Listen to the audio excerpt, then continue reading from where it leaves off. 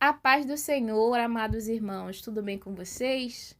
Então vamos hoje para mais um vídeo de estudo bíblico, né? No capítulo 8 do livro de Mateus, dos versículos de 14 a 17.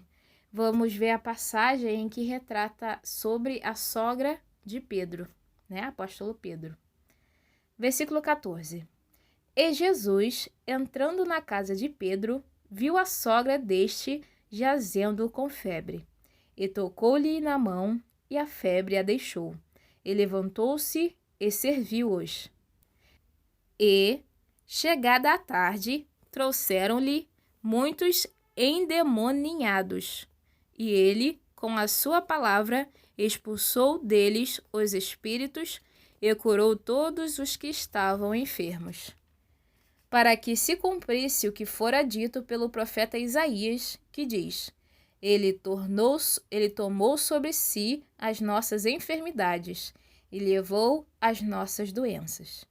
Senhor, meu Pai, esteja, Senhor, abrindo nossas mentes, nossos olhos e ouvidos espirituais para que compreendamos, Senhor, e tenhamos discernimento da sua palavra.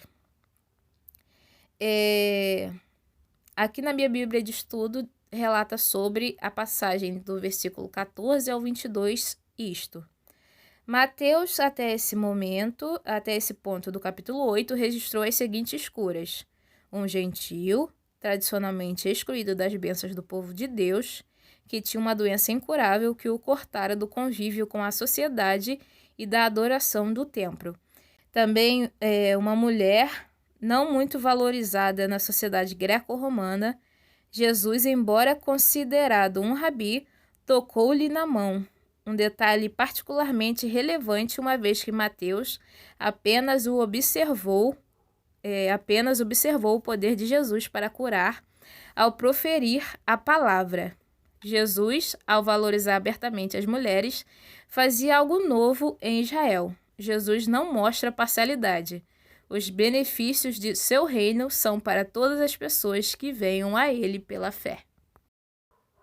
Amém? Então vamos voltar lá no versículo 14, novamente. E Jesus, entrando na casa de Pedro, viu a sogra deste jazendo com febre. Então, quando Jesus, entrou na casa de Pedro, a sogra de Pedro estava doente com febre. E no versículo 15 fala: E tocou-lhe na mão, e a febre a deixou, e levantou-se e serviu-os. Quer dizer, Jesus tocou na mão da sogra de Pedro e ela foi curada. Lembrem, dos versículos de 1 a 4, que fala sobre a cura do leproso, lembra que eu falei com vocês que nessa época os leprosos, pessoas que tinham doenças de pele, contagiosas, eram considerados como se fossem imundas, E aí as pessoas tinham medo, não queriam tocar, não queriam estar perto. Imaginem tocar. E aí o que Jesus fez? Jesus, estendendo a mão, tocou-o. Quer dizer, então Jesus tocou naquele leproso e o curou. E aí lembra que depois desse a gente teve o vídeo dos versículos de 5 a 13, em que fala sobre a cura do servo do centurião. Lembra? Do centurião romano?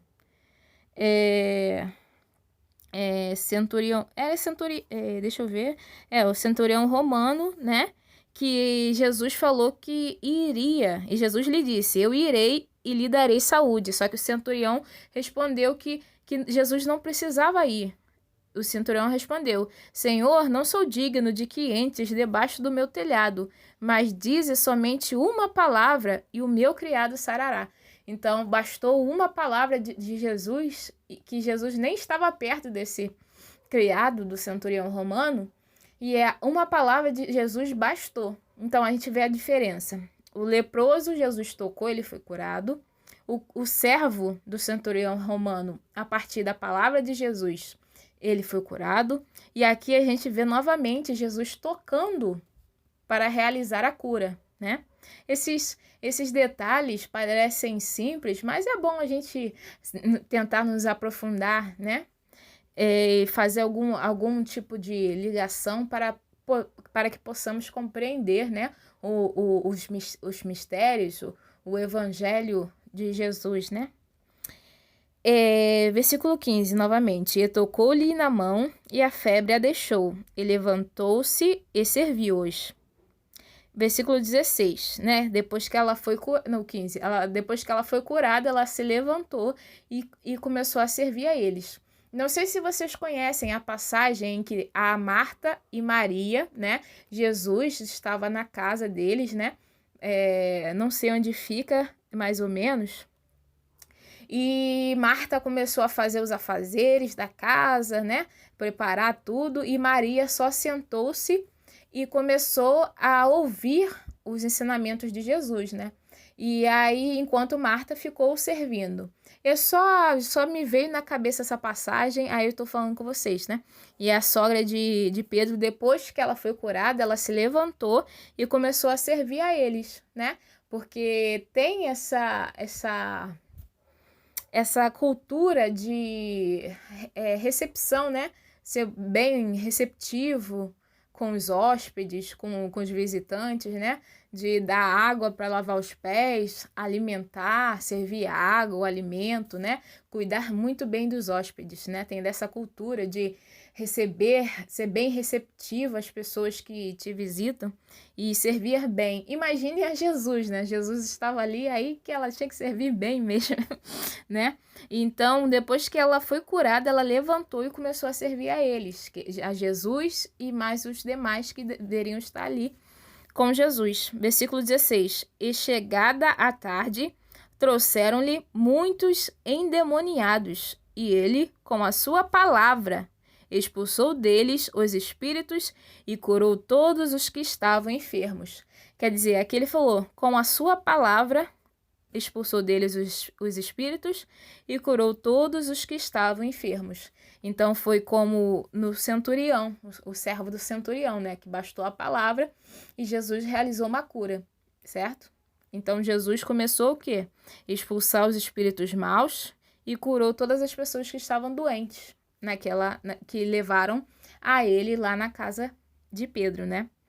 E você vê esse valor, o carinho que Jesus teve pela sogra do Pedro, que a tocou, né? Tocou, né? E tocou-lhe na mão e a febre a deixou. Versículo 17, para que se cumprisse o que fora dito pelo profeta Isaías, que diz: Ele tomou sobre si as nossas enfermidades e levou as nossas doenças. O ministério de Cristo foi um cumprimento de Isaías 53, versículo 4. Vamos lá em Isaías, capítulo 53, versículo 4. Eu tenho a minha colinha aqui, né? A minha colinha que diz: Jesus tomou para si a nossa dor e ele sofreu por culpa dos pecados que nós cometemos.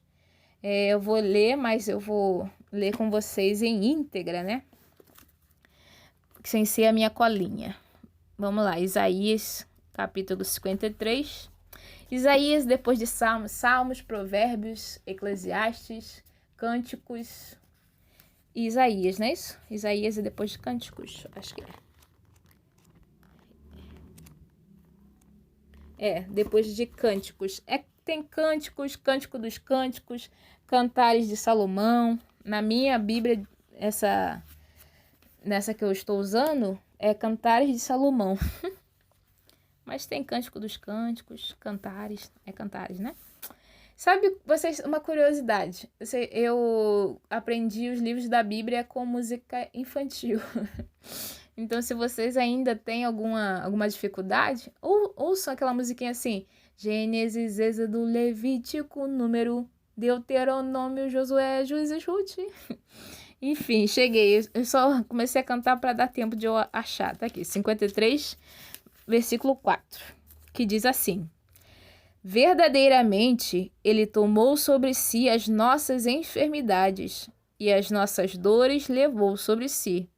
E nós o reputamos por aflito, ferido de Deus e oprimido. Vou continuar o 5. Mas ele foi ferido pelas nossas transgressões e moído pelas nossas iniquidades. O castigo que nos traz a paz estava sobre ele, e pelas suas pisaduras fomos sarados. Então, verdadeiramente ele tomou sobre si as nossas enfermidades. Então Jesus tomou para ele, né? Jesus curou enquanto ele esteve no ministério de Jesus terreno, ele curou muitas enfermidades e as nossas dores levou sobre si, e nós o reputamos por aflito, ferido de Deus e oprimido, mas ele foi ferido pelas nossas transgressões. Quer dizer, ele morreu, ele padeceu, ele foi açoitado, ele sofreu na carne por nossa culpa, pelo nosso pecado. Jesus não pecou, Jesus não tinha culpa nenhuma, mas ele entregou a si para que nós, como seres humanos, pudéssemos alcançar a salvação através dele, para nos dar uma chance, uma oportunidade de salvação. E moído pelas nossas iniquidades, moído, ele foi açoitado. Já me ensinaram que aqueles açoites, aquele chicote, aquelas coisas que usaram para bater em Jesus, na ponta daqueles objetos, tinham coisas de ferro parecidas com anzóis, que verdadeiramente quando batia e puxava, aquilo rasgava a carne. Então ele foi moído por causa do quê? Das nossas maldades, por causa da nossa maldade, por causa do nosso pecado. O castigo que nos traz a paz estava sobre ele. Quer dizer, a morte, né? A morte, aquilo que ia afligir a gente, aquilo que ia atacar a gente, que é a morte eterna, a condenação, a gente nos viu livres através de crer em Jesus, através de entregarmos a nossa vida a Jesus, certo? E aí Jesus morreu em nosso lugar.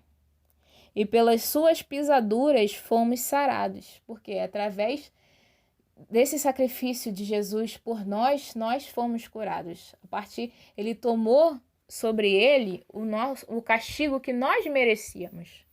Então, a partir de crermos nele, entregarmos a nossa vida para ele, verdadeiramente nos arrependermos e viver uma vida de santificação e comunhão, todos os nossos pecados serão perdoados, porque já foi consumado o sacrifício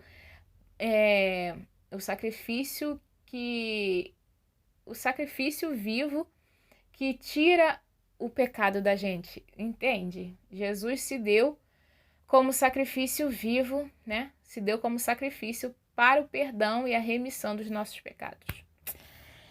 E é isso, amados. Que Deus abençoe a todos. E é isso, que Deus esteja revelando a palavra dele cada dia mais, um pouquinho em pouquinho, cada dia mais, para que a gente possa compreender. Deus abençoe a todos.